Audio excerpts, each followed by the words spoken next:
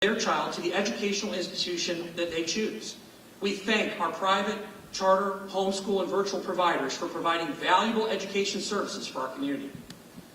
We've made the student enrollment process easier by using our online system to enroll and re-enroll.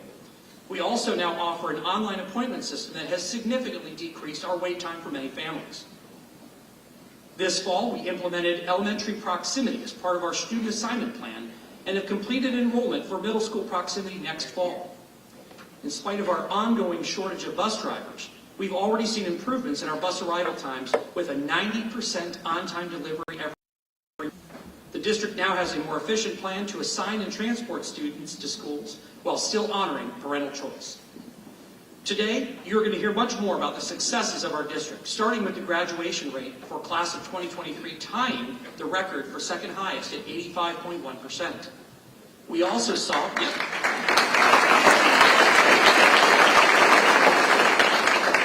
We also saw 18 schools receive an A grade from the Florida Department of Education, while 3 schools were removed from state supervision.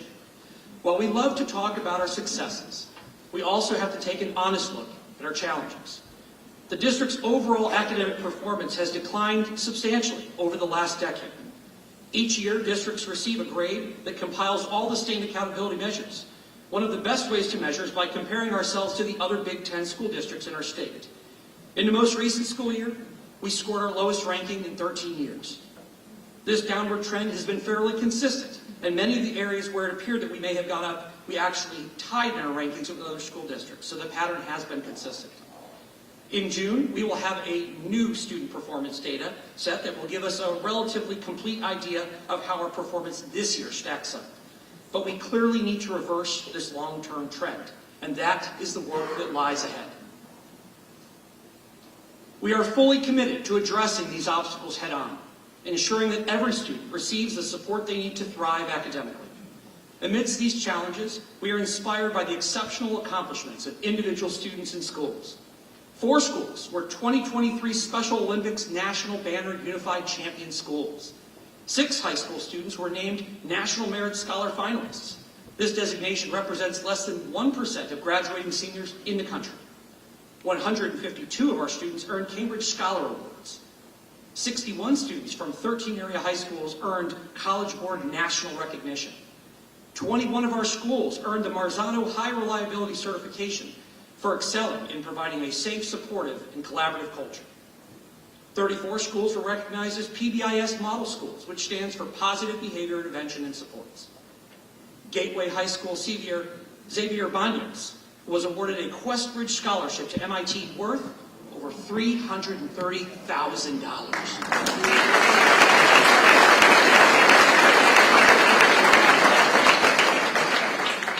Our students also excelled outside of the classroom. Fort Myers High School became the 5th Florida high school with 700 wins in football. Cypress Lake High School girls JROTC Raiders team finished 9th in the nation at the annual National Raider Competition. Island Coast High School boys JROTC Raiders team won the state championship. Mariner High School JROTC Marksmanship won both the state and National Army JROTC championships and the Junior Air National Championship. 49 students earned All-State Musical Ensemble selection. The Sanibel School Seahorse Chorale was chosen to perform at Carnegie Hall, where they earned a gold, which is the highest recognition given by Carnegie Hall. And our First Tech Challenge robotics team, Java the Hutts, won the Florida State Championship and took 2nd place in the World Championship. One of the students on that team has achievements that are above and beyond expectations, and here is her story.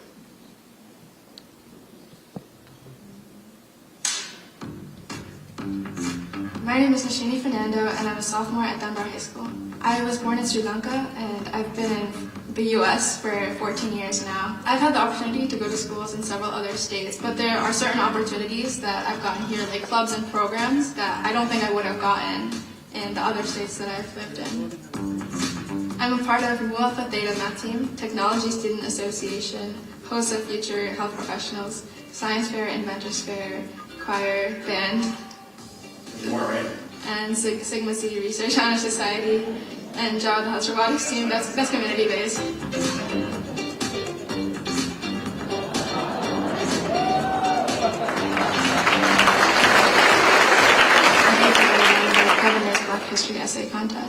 qualified for the National Invention Convention every year since 7th grade. I got selected to attend the Yale Young Global Scholars Program over the summer for the program Solving Global Challenges. I have been a part of the Florida All-State Choir for the past 3 years. I've been involved in music from the time I started kindergarten, playing the piano, and then as I went into middle school, Dunbar Middle had a really fabulous band program, so I got involved with that, and I learned to play the alto saxophone. I organized a Christmas party for the pediatric patients at Golisano Children's Hospital to kind of bring light to their Christmas. When do you sleep? I get enough sleep. I like to make like a structured plan and kind of follow through, so I don't have to have sleepless nights. I was recently at the Florida State Science Fair, which is the state of Florida's largest academic competition, and I received 3rd place in my category, Plant Sciences. I did a project looking at potential solutions for diabetes, cancer, and other non-communicable diseases from plants that have never been studied before. In 8th grade, I won Best of Fair at the Florida State Science Fair for a project studying the effects of microplastics on various different properties of pea plants. A judge was like, your project is at a PhD level project, and regardless of whether it really was or if it wasn't, that was really a motivating moment for me to say, even as a middle school student, I can still progress my knowledge that far. One thing I'm really passionate about is promoting girls in STEM. I've had the opportunity to meet some remarkable girls from around the state at some of my competitions, and I've had the opportunity to go back to Sri Lanka and conduct robotics workshops for students there, and I really get to see the passion and power of the girls in those countries, and I hope that I can continue to empower them.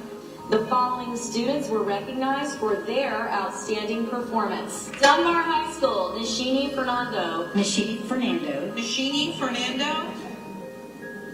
I would attribute some of my successes definitely to my parents for instilling this passion, as well as the teachers at my schools who've always given me the opportunities to advance in knowledge, as well as my current principal at Dunbar High School, Mr. Burnside. He's given me so many opportunities.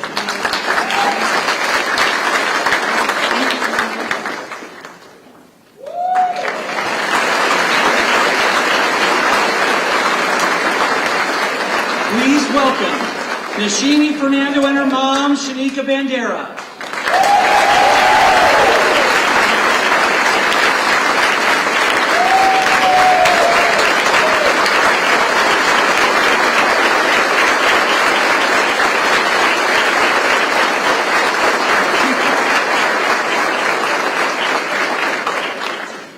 Behind every student achievement lies the dedication and passion of our exceptional staff.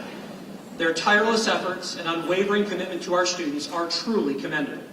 We remain committed to supporting and recognizing their invaluable contributions to our district's success. But we are still faced with unfilled positions, notably among teachers.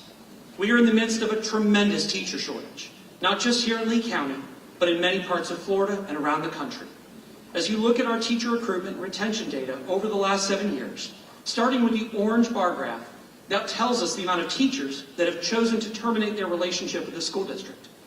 Above that is a gray bar graph that tells us how many teachers have retired in the given fiscal year. The blue line graph shows us how many teachers we successfully recruited and hired to join the district. The challenge is that while in the last 2 years we have been wildly successful in our recruitment efforts, unfortunately, we have also had record numbers of teachers leaving the district over those same years. Our recruitment efforts simply can't keep up with that level of teacher turnover. This is an incredible challenge because what you don't see in this data set is how many additional teachers we continue to need as the district grows. We aren't even breaking even at this point, and we haven't been for quite some time. To overcome this challenge, the district continues to implement retention strategies to show our employees that their work and dedication is valued. The district was once again honored by Aetna with the Workplace Wellbeing Platinum Award for providing health incentives and preventative learning opportunities to our staff. Earlier this year, the school board and district bargaining team, in partnership with our TALC and SPALC employee unions, agreed upon and implemented a 3.5 to 11.5% pay raise for teachers and an 8% raise for all their employees. In addition, the school board approved to continue to fully pay the health benefits for each employee, including a health care supplement for dependents, and that is huge for our employee families.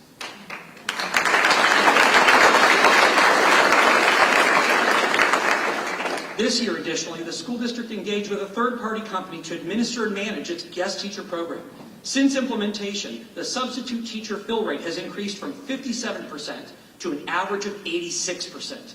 As part of that agreement, we raised the guest teacher pay to $17 an hour, up to $22 an hour, with bachelor's degree, and $27 an hour for retired teachers. While we recognize the work of every single one of our employees, we have special recognitions for outstanding achievements. This year we recognized Edison Park Elementary School's Maria Rose as the Teacher of the Year. Calusa Middle School's Nora Avalez was awarded the School-Related Employee of the Year. The Alba School dedicated their new garden to teacher Charlotte Gomez Lippincott in appreciation for her 50 years of service. East Lee High School's Kristen Stevens is the Assistant Principal of the Year for Lee County and was also named a finalist for Assistant Principal at the state level. Harns Marsh Middle School's Alex Warzansky is the District Principal of the Year. And Wally Cologne was selected as Florida Association of School Nurses Administrator of the Year. Let's give all of our employees a great round.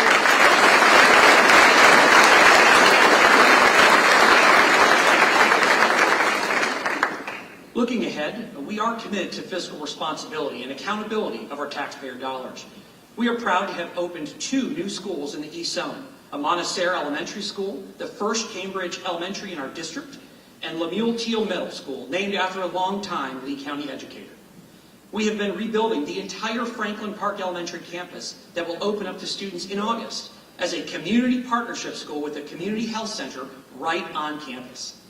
Riverdale High School is being prepared for a new science building and gymnasium, and the parking lot is being completely redesigned. Additionally, our ongoing investments in safety initiatives underscore our unwavering commitment to creating a secure learning environment for all. While we've increased safety measures in recent years, this past year we implemented some very high-profile programs, including the Guardian Program, a force multiplier to our school resource officers from our law enforcement partners, which we want to recognize, the Lee County Sheriff's Office, the Cape Coral Police Department, the Fort Myers Police Department, and the Sanibel Police Department. On top of that, we now have weapons detection system Open Gate at every single one of our campuses. But despite these safety measures, we have seen an increase with the disruptive behaviors in our schools. These numbers far exceed anything we experienced pre-pandemic, and they continue to climb. This is not a problem unique to just Lee County. It is a national trend. We may not have created this problem, but we certainly need to address it by providing opportunities to educate our students and empower them to prevent violence in schools, homes, and our community. One of our newer programs is through the Sandy Hook Promise, which teaches youth to recognize, intervene, and get help for individuals who may be at risk of hurting themselves or others. Our partners at the Sandy Hook Promise held assemblies at each of our secondary schools. They created clubs at each site and then attended our Youth Safety Summit, where they learned about building inclusive communities at their schools. Just last month, students traveled to a national conference where they present their work to schools across the country. Our students are passionate about ensuring safety of their peers and educating them on how we can get there. Take a look at some of the public service announcements our students participated in to share this message. I refuse to be the next victim. I refuse to let it happen here. I refuse to let my classmates suffer alone. Here in the school district of Lee County, we envision a future where we're free from shootings and acts of violence in school. So we're doing our part to help make a difference.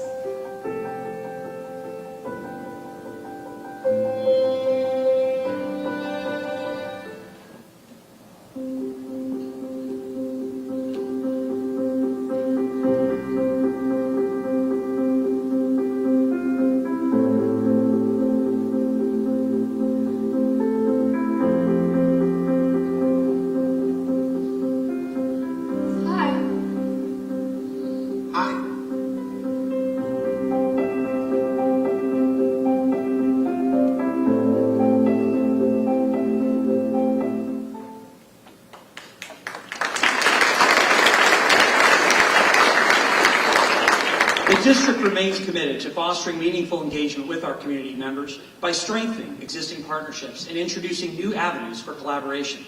For our families, we've expanded our outreach efforts, offering parent information sessions both in person and virtually. Moreover, our presence at community events ensures that we meet families where they are, connecting them with vital resources. We've also prioritized the growth and development of our community members by increasing the availability of adult and lifelong learning classes. Notably, programs such as Upskill Village equip participants with the essential soft skills crucial for professional success.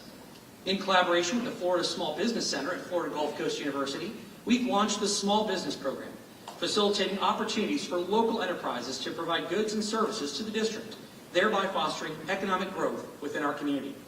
For our students, we've expanded our offerings beyond the traditional classroom setting, preparing them for life after graduation through various career programs and academies.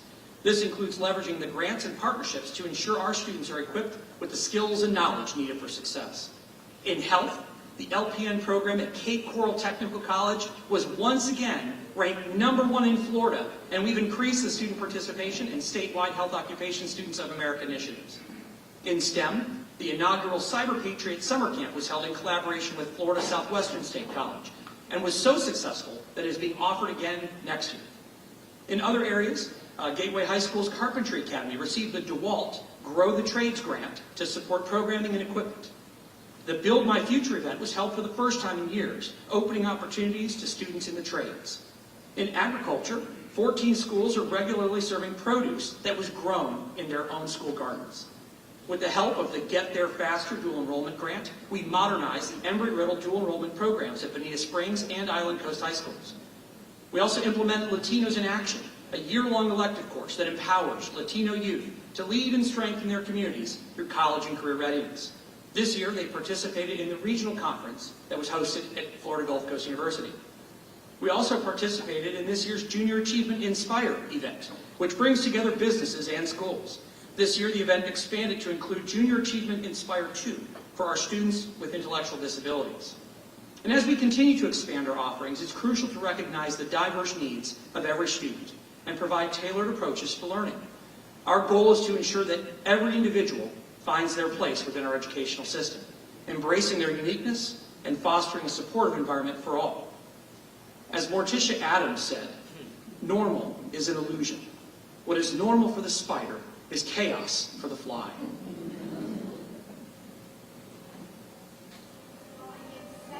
This is Zeke McKeon, a kindergartner at Three Oaks Elementary, who proves every day he is no different than any other student.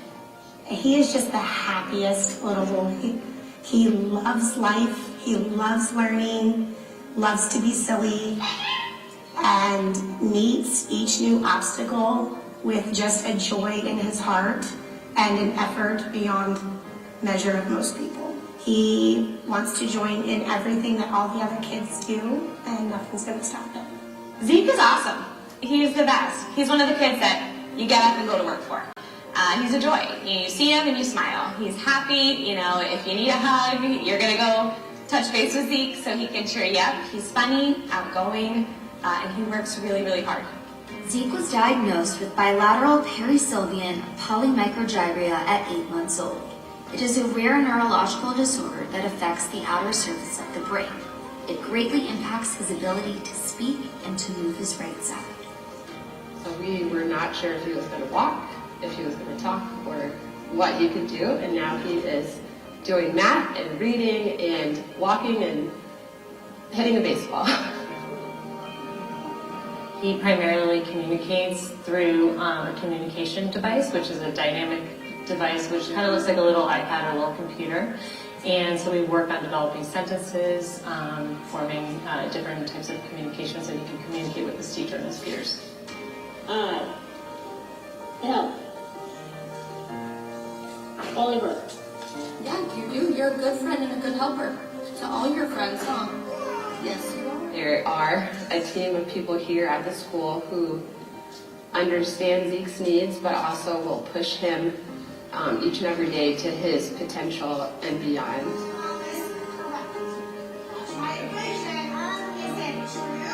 It's just hard to see such a joyous little boy have so many obstacles to face and so much stacked against him, but it's also triumphant to watch him succeed. Zeke has a whole team rallying behind him. They even have a designated parking spot for him. There's a lot of things that he had a hard time doing before. Even in PE, he's jumping. He's interacting with the kids more. I see huge improvements in his writing. I mean, just all aspects of his life, he has made leaps and bounds. Having that support was really a big deal, and not knowing how he was going to do when he came into the classroom. But now that he is here and he is happy, there's no problem getting him to school. Like, Zeke doesn't have the best language, but his classmates understand him, if that makes sense. I watch that little boy every day, and he does things that I would think are too hard. And he's 6 years old, almost, and just thrilled. So to watch him overcome his obstacles is inspiration for anybody of any age.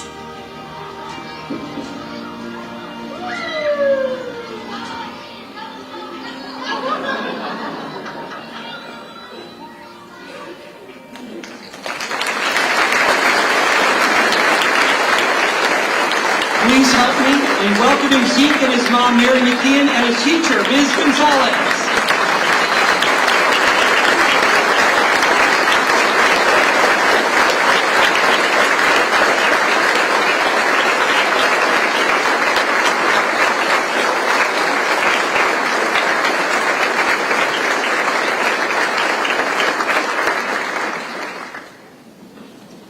In closing, I want to express my heartfelt gratitude to all of you for your support of our district.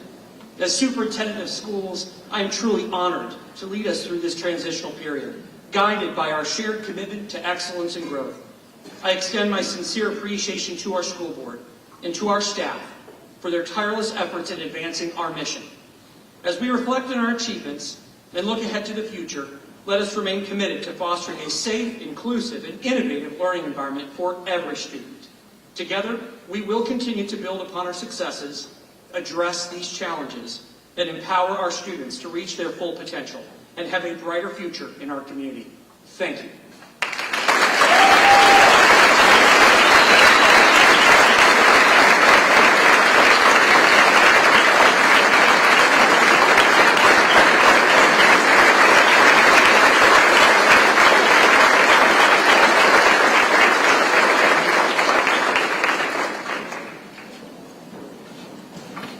Give our superintendent another round of applause. And before we go on and finalize this show, I'd like to ask all of the educators in the room, please stand up so we can recognize all of you.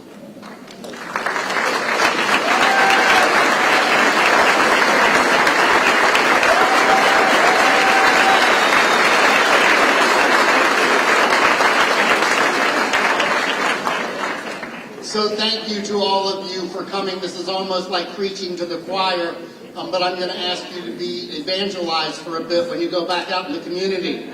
Talk about the importance of engaging with our students and our teachers, and do it through the foundation. We'd love to have you on board with us. So to end this morning, I almost said this evening, I'd like to thank you for coming. I hope you enjoyed the performances by everyone. I hope you learned a little bit, and I hope maybe you got inspired to get even more involved with us. Please help me in welcoming from Fort Myers High School, the high school band under the direction of Ladarian Townsend.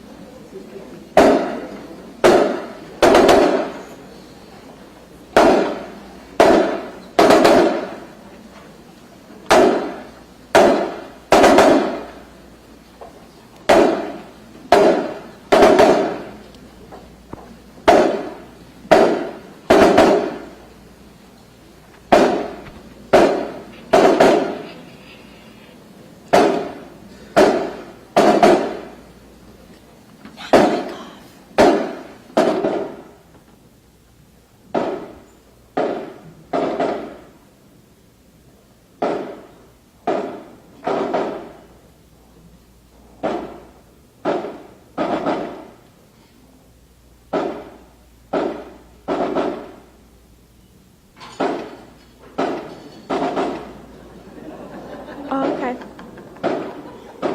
They're gonna take this live. If you need me to jump on or something, just let me know.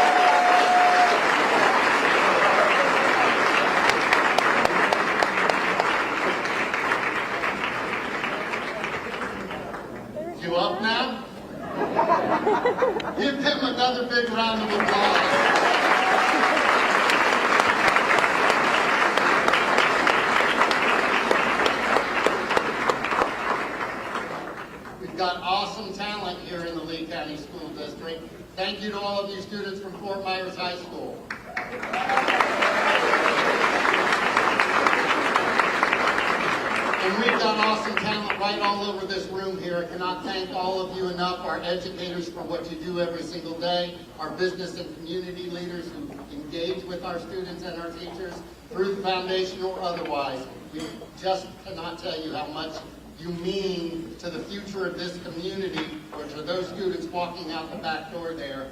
If we all want to live in a wonderful economy, we've got to have a wonderful public school system, and you help make sure of that. So everybody, thank you for coming. Hope to see you next year. God bless you, and have a great weekend.